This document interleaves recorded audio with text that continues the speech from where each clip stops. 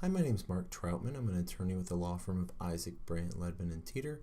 I'm continuing my video blog series on public records law today.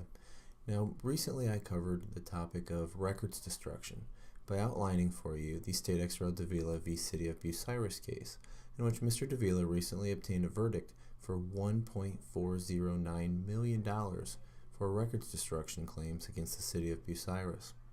Today I want to offer you 5 tips to make sure that you don't have a, quote, Davila case filed against you.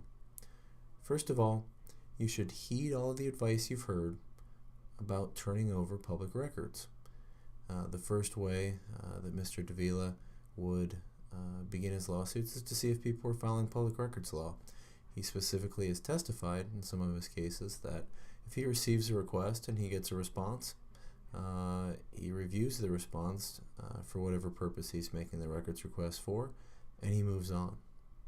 Thus, following public records law in general will help you avoid a Davila case. Second, you should get and follow a records retention schedule immediately. Now, this series is replete with examples of how a records retention schedule can benefit your public office.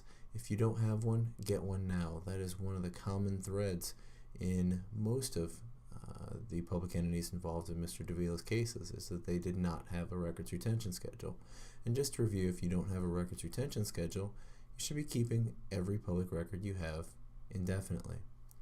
Third, you need to train your staff to follow the law. One of the biggest shortcomings public offices often face is that they lack the institutional knowledge, or their staff lacks the ability to follow public records law because they don't know what a public record is.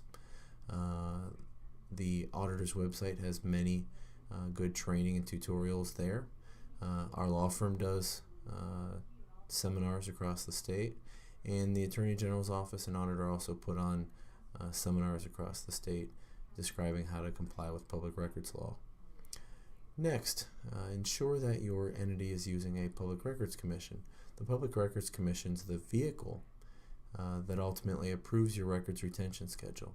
So you need to make sure you have a Public Records Commission operating in noticed for the meetings that are properly noticed for the public, so that your records retention system and program are properly in place. And lastly, it makes sense to get a public records audit, whether that's something we can offer you or your law director, your local county prosecutor. Ask someone one time a year to look over your records retention program. That way an attorney can see what kinds of legal changes have arisen in this area and make sure that your records retention schedule is giving you everything that you hope it is.